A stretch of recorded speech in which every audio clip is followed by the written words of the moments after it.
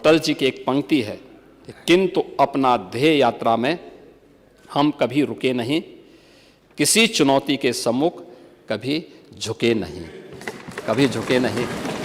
और ये सरकार इसी ध्येय के साथ बिना रुके, बिना डिगे, बिना झुके लोक कल्याण के लिए वंचित को वरीयता देते हुए उत्तर प्रदेश की इकोनॉमी को $1 ट्रिलियन की इकोनॉमी बनाने की दिशा में किए जाने वाले प्रयासों की दिशा में इस बजट को लेके आई है।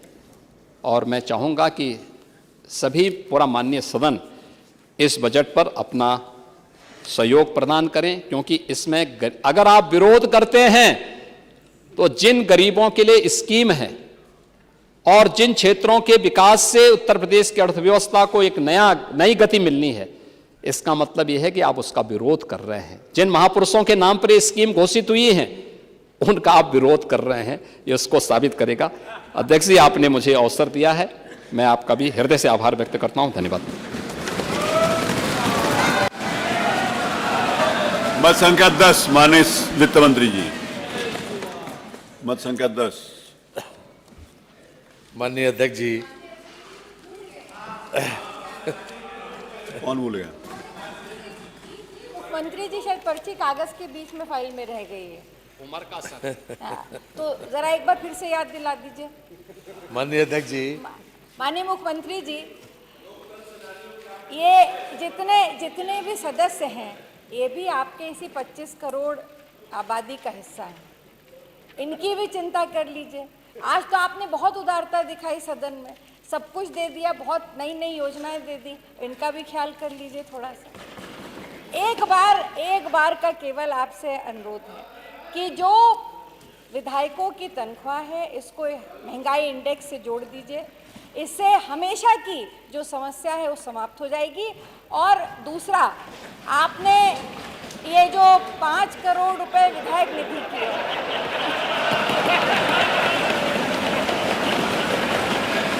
इसको 7 करोड़ कर दीजिए। और 200। माननीय अध्यक्ष जी,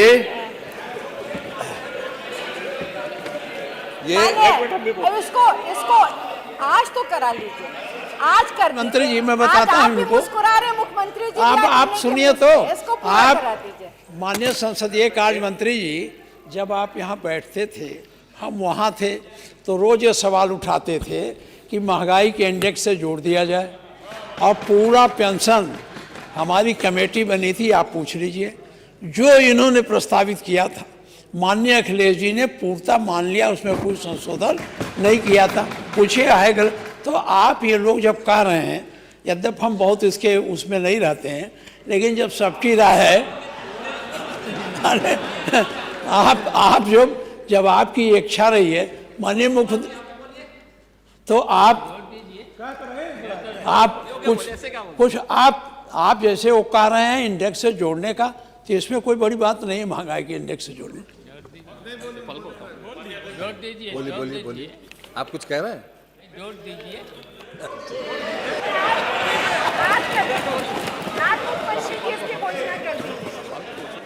माननीय शिवपाल जी,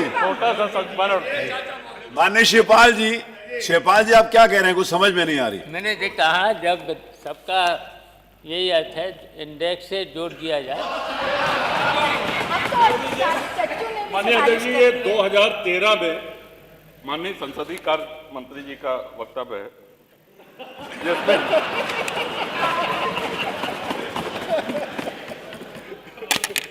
और आपने कहा है कि मानवर इसमें वारंट ऑफ प्रेसिडेंस बने हैं। आपने हम विधायकों को एक स्थान दिया है, ये बात अभी महाना जी ने भी स्वीकार करी।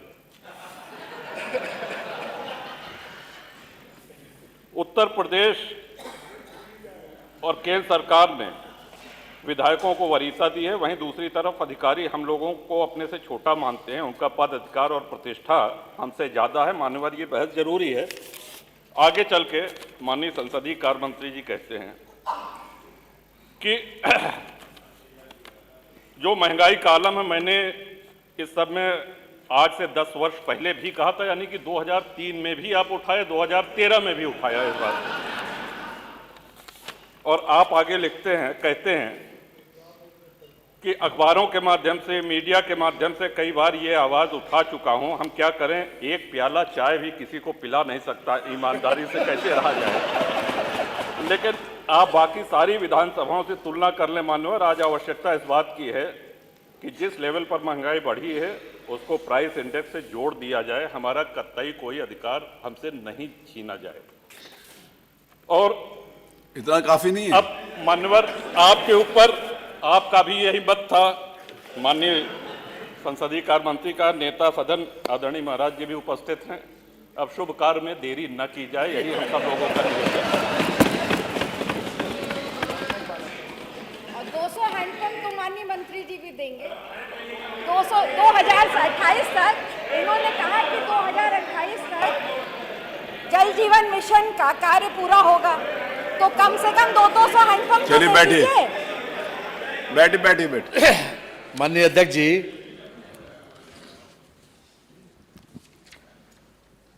एक रामायण की चौपाई है माननीय।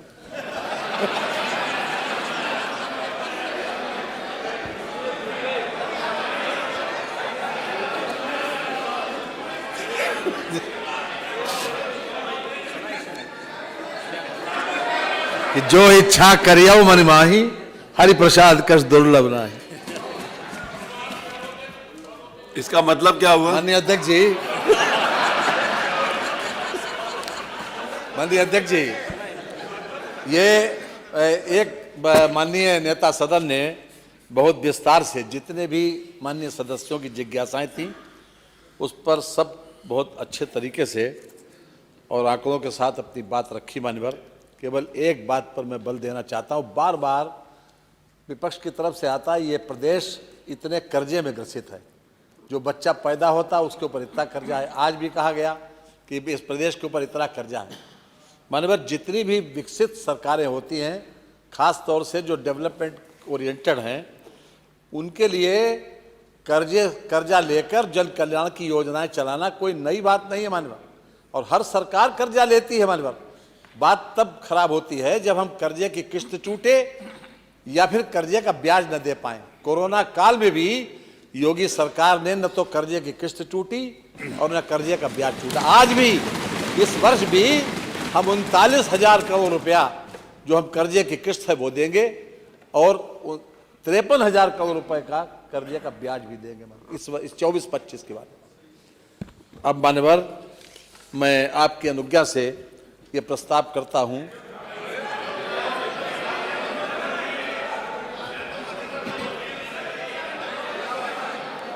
देखिए, अभी प्रतीक्षा करिए। मैं आपकी अनुज्ञा एवं श्री राज्यपाल की सिफारिश से प्रस्ताव करता हूं कि 31 मार्च 2026 को समाप्त होने वाले वर्ष में अनुदान संख्या 1 लगायत 2, 4 लगायत 8, 10, 12 लगायत 22, 25 लगायत 28, 30 लगायत 36, 38 लगायत 55, 57 लगायत 63, 65 लगायत 87, 89 तथा 91 लगायत 93 के अंतर्गत होने वाले परिव्ययों को चुकाने के लिए आवश्यक धनराशि की पूर्ति के लिए रुपए 6,354,38,15,000 रुपए से अनधिक धनराशि स्वीकृत की जाए। प्रश्न यह है कि 31 मार्च 2026 को समाप्त होने वाले वर्ष में अनुदान संख्या 1 लगायत 2, 4 लगायत 8, 10, 12 लगायत 22, 25 लगायत 28, 30 लगायत 36, 38 लगायत 55, 57 लगायत 63, 65 लगायत 87, 89 तथा 91 लगायत 93 के अंतर्गत होने वाले परिव्ययों को चुकाने के लिए आवश्यक धनराशि की पूर्ति के लिए रुपए 6,354,38,15,000